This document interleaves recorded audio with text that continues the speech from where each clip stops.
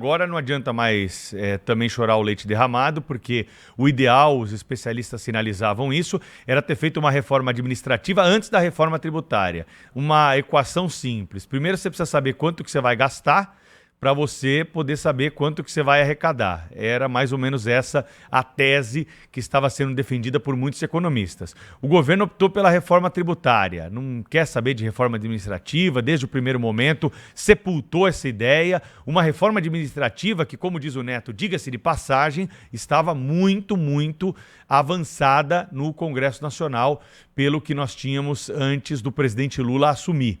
Na última legislatura, anterior a essa que estamos agora, nós tivemos avanços importantes na discussão da reforma administrativa, o que poderia sinalizar um momento propício para aprofundamento dessas teses e trazermos aí uma reforma do Estado brasileiro, tornando, os processos mais simples, enxugando mesmo a máquina pública. Mas isso não foi feito. Agora nós temos uma reforma tributária que está sendo desenhada, não temos clareza ainda de onde vamos chegar, é uma reforma que vai entrar em vigor ao longo do tempo, não é uma reforma para hoje, ou seja, tem muita gente com dúvida, sobre o que pode acontecer.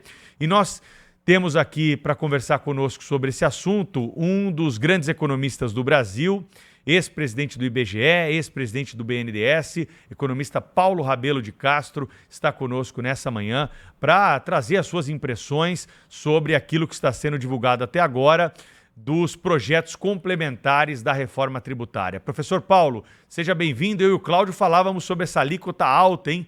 27% é um valor que tem que ser trabalhado para ser reduzido aí, porque senão vai prejudicar a vida econômica de muitos setores da economia brasileira. Bom dia para o senhor. Bom dia para você, para o Cláudio e para todos os milhares de, quem sabe milhões que nos ouvem através do Sistema Band e nos acompanham. Uma oportunidade muito boa de estar com vocês aqui. Eu, como economista, você me citou como um bom economista, tenho um pouco de vergonha do encaminhamento dessa reforma tributária, pela qual tanto lutei, várias vezes aqui apresentei algumas ideias, vocês me deram um palanque para defender uma verdadeira simplificação. O que está acontecendo, Pedro e Cláudio, é que não há simplificação. Nós estamos, inclusive, ameaçados de começar a ter uma maior complicação e uma oneração de setores que, inclusive, hoje já tinham um tratamento um pouco mais compatível com as características do Brasil. E que características são essas? São as de um país onde ainda existem níveis de carência nutricional bastante elevadas, convivendo com problemas de obesidade também, que são crescentes. E temos também uma característica da qual hoje em dia nos orgulhamos, que viemos a nos tornar um celeiro do mundo. Portanto, aqui não falta comida. Pode faltar comida quando falta renda, mas não por falta de uma diversidade alimentar muito grande. E aí o que aconteceu? A reforma tributária, nesse ponto, acertou. A Emenda Constitucional 132, no seu artigo 8º, ela criou uma revolução no Brasil que a gente tem que aqui propagandear. Ela estabeleceu que a cesta do brasileiro, vejam bem, ele ainda continua chamando lá no artigo 8º de cesta básica, mas na realidade o melhor seria ter usado o termo cesta universal, porque é uma cesta que não discrimina absolutamente qualquer alimento, senão por a sua adequabilidade nutricional, ou seja, é adequado, vamos assim, falando em termos bem populares, é natureba, é bom de se consumir sem restrição, é uma banana, é uma laranja, é um bife, é mesmo até uma comida mais sofisticada, que muitos dizem como um camarão, só rico come, mas não é verdade. Meio Brasil, em toda a costa brasileira, e as pessoas, inclusive, que do ponto de vista de renda estão assim, na parte de baixo da pirâmide de renda, comem camarão, até mesmo lagosta.